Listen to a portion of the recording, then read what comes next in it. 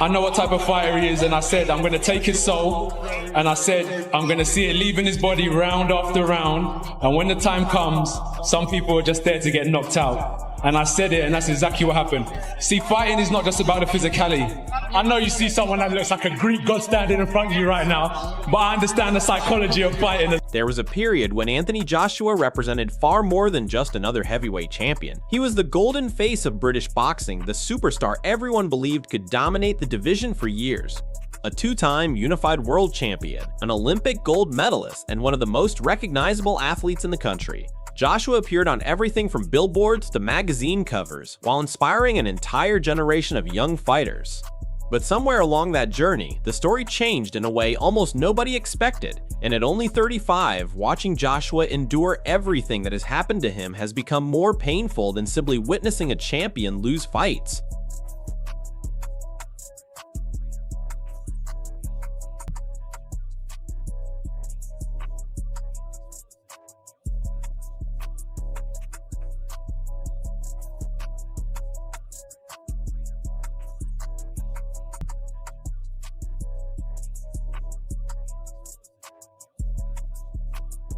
Go back to September 2023, because that's when the warning signs became impossible to overlook. Daniel Dubois, a fighter many had underestimated before the opening bell, landed a devastating right hand that did more than put Joshua on the canvas. It seemed to strip away the aura of invincibility that had surrounded him for years. Wembley Stadium fell into stunned silence as tens of thousands watched Britain's former golden boy struggle under the lights. From that night forward, people stopped talking about Joshua as an unbeatable force. There he is, young guy we invested in nearly 10 years ago, in with the biggest name, I suppose, that in the last God knows how many years in British boxing. He absolutely took him apart, established himself as being one of the biggest punchers in the heavyweight division, and it was one of the most emphatic stoppages in the heavyweight division. The reaction was immediate. Analysts, former champions, commentators, and fans all began asking the same brutal question: was Anthony Joshua finished? Someone once expected to control heavyweight boxing for an entire generation was suddenly being discussed as a fighter approaching the end of his career. The harshest part was that the change wasn't just visible from the outside. There appeared to be something different about Joshua himself. We took a shot at success and we came up short. And what does that mean now? We're going to run away. We're going to live to fight another day. And that's what I'm a warrior. And also, before I finish, we have to give credit to our opponent as well, Daniel. Even though when I sign up to fight opponents, I don't really like him in my head anymore. But now it's done, I take my hat off to him and say, well done to him and his team. And also thank you to my team as well for the way they prepared me. There was a few mistakes in there, but that's the name of the game. Fine margins, concussion. Listen closely to Joshua during interviews from that period, and the difference becomes noticeable. The overwhelming confidence that once seemed to follow him everywhere had been replaced by a quieter, more uncertain presence. This wasn't simply a fighter explaining a disappointing performance. It felt like Joshua was trying to figure out what the next version of his career was supposed to look like. Discourage you, don't let success get to your head, and you should never let failures get to your heart. I told him I think he's an asset to boxing, he's an asset to the fight game. Don't be discouraged, and I respect you regardless. I said it before and I still stand on it. I know we have to fight, but what I say I mean. So I just told him, like, keep your head high. And also, lastly, I said, if he hears this in Cameroon, I know he's got his charity and his organization, also people that are trying to make it from Africa over to different continents, people that are struggling. I just said I want to link up with him and see if we can do some good work for the African community as well. And others far less comfortable, but the absolute belief surrounding him never completely returned. Every appearance was analyzed, every moment of vulnerability became a headline, and even reports from sparring sessions attracted enormous attention. The dominant heavyweight people once feared no longer seemed untouchable. Then, just 9 days before the darkest chapter of his personal life, Joshua had stood victorious after defeating Jake Paul in Miami, unaware of the tragedy that was about to unfold. Anthony Joshua's close friends and team members have been named as the men who were killed in a car crash in Nigeria, in which the British boxer was injured. Sinagami and Lateef Lats Ayodele were pronounced dead at the scene after a vehicle they were travelling in with Joshua collided with a stationary truck on a busy expressway near Lagos. Eddie Hearn, who is the chair of Matchroom Boxing, which is Joshua's promoter, described Gami and Ayodele as two great men, adding that his thoughts and deepest prayers are with everyone. Joshua was rescued from the wreckage alongside the driver and taken to hospital after On December 29, 2025, Joshua was in Nigeria, reconnecting with his roots and spending the holiday period around people he trusted deeply. Among those closest to him were two individuals who had become far more than members of his professional team. Sinagami, his strength and conditioning coach for more than a decade, and Lateef Idawu, his personal trainer and longtime friend, were both traveling with him. That morning, their SUV was involved in a collision with a stationary truck on the Lagos-Ibadan Expressway. Joshua survived the crash with minor injuries. Sinagami and Lateef Idawu tragically did not.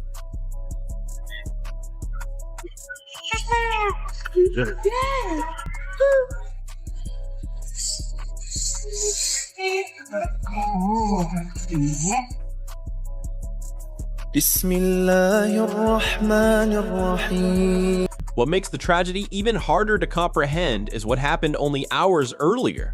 Joshua and Lateef had shared a video online, laughing and enjoying a game of table tennis together, completely unaware that it would become one of their final moments together. For roughly 10 years, Sinagami had helped shape Joshua physically into a world-class heavyweight. Lateef had been beside him through the earliest stages of his career and some of the biggest nights of his life. Both men were suddenly gone because of a highway accident thousands of miles from Britain. Joshua survived with only minor physical injuries, but the emotional damage was something entirely different. If you know my character, I'll much prefer to do that, but there's what I want and then there's reality.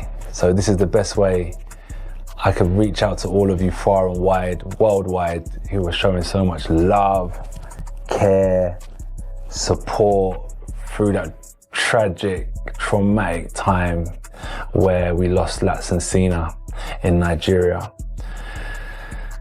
Look, the last time I spoke to you guys was in Miami. You know, we had so many plans to wrap up 2025 and we were on a mission. We were on a mission. We went back home, went to see our families, and everything just got flipped upside on its head. And yeah, it's God's the best planner. We can't plan. We can plan to the best of our capabilities, but you know, that was such an unforeseen circumstance that was out of all of our... Joshua returned to Britain before the funerals, carrying a kind of pain that had nothing to do with rankings, championships, or boxing politics. In that period of silence and grief, the former two-time champion faced a question far more difficult than anything an opponent could ask inside the ring. How do you find the motivation to fight again after losing the people who helped shape you into the fighter you became?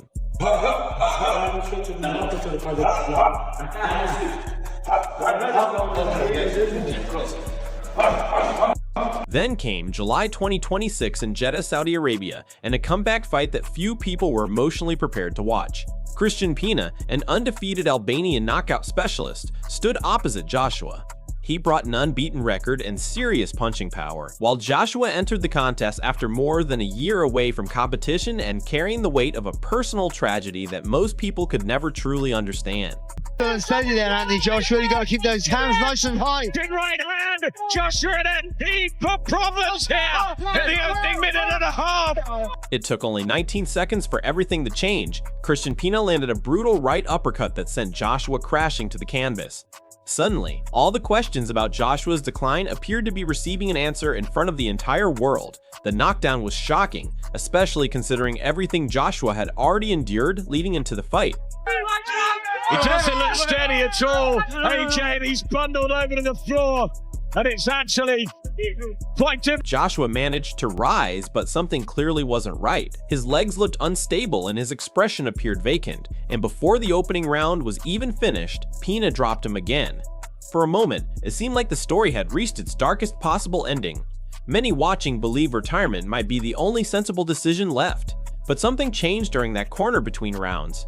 Whatever Joshua heard, whatever emotions came rushing through him, he returned for the next round looking like a completely different fighter. Trying to get his jab going, but still unsteady. Another right from Prenga. Then came the comeback nobody expected. Joshua unleashed a rapid combination before landing a devastating right hand that sent Pina crashing through the ropes. The Jeddah Superdome erupted as the fight suddenly turned upside down. Even Alexander Usyk, watching from ringside, appeared stunned by the dramatic reversal that had just unfolded. Difficult it was for you to even get here in this ring, to be doing this again, to perform in front of all of us. Yeah. How difficult have it been for you, AJ? It's been tough. But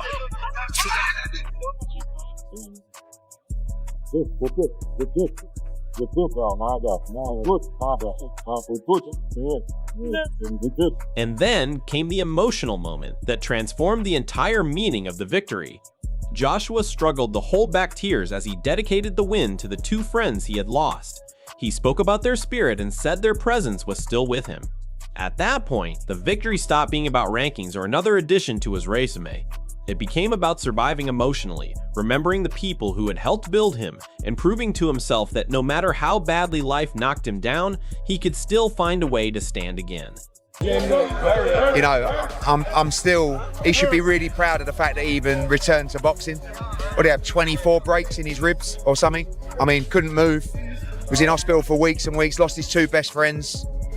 To even be in the ring was incredible, but to come back from that and to produce that kind of finish and knockout, the guy's got balls the size of fucking the big, you know, the bowling balls that are like, they say like 24 and you can hardly pick them up. They're like that, swinging off his old boy. Like, you've got to nail him into the canvas, and he makes mistakes. It was a terrible mistake that he made. He held on, he extended his arms, and Prenga's a monster puncher, and he walks onto an uppercut, and you know, somehow he found a way to recover. But Eddie Hearn has emphasized how important this victory could be for Joshua's future, and it's easy to understand why. On paper, it was another win over Christian Pina, but strategically, it could have opened the door to the major fight British boxing has wanted for years. Yet the manner of the victory creates another uncomfortable question. Joshua was knocked down twice by an opponent many expected him to handle comfortably, and that detail cannot simply be ignored. Look,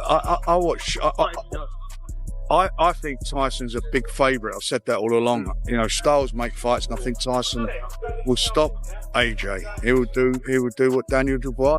You know, I never saw it live because obviously, don't ask me how, but I've been extremely busy doing. So should Anthony Joshua really be sharing a ring with Tyson Fury after what happened against Pina? Two knockdowns don't exactly suggest that Joshua has completely restored his reflexes, confidence, defense, and durability. Tyson Fury presents a completely different challenge. He's larger, more unpredictable, and extremely difficult to solve. If Joshua gets hurt that quickly against Fury, there may not be another opportunity to recover the way he did against Pina. Fury's team will also have studied everything carefully. Every knockdown, every moment of instability, and every hesitation provides information that could be used in preparation. If Joshua still has a vulnerability that can be exploited, his fight with Pina may have revealed exactly where Fury should attack. Same guy he is he? I mean, you know, how old is he now? It's like, oh, it's like 36. I'm an old geezer. We're not the, you know, he's been working out with Usyk and doing what he's got to do. But look, you can, and he looks, they've got him doing a new, different physical regime. But what you can't do in boxing, you can't. The reaction from boxing fans has been divided.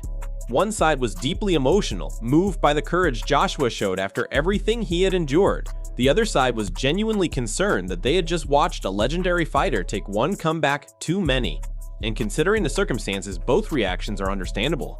This is Anthony Joshua at 35, a two-time world champion who has experienced devastating defeats, survived a horrific accident, lost people who were instrumental in his career, and still managed to rise from the canvas twice in one night. Whatever happens next, his story has already become about far more than what happens inside a boxing ring.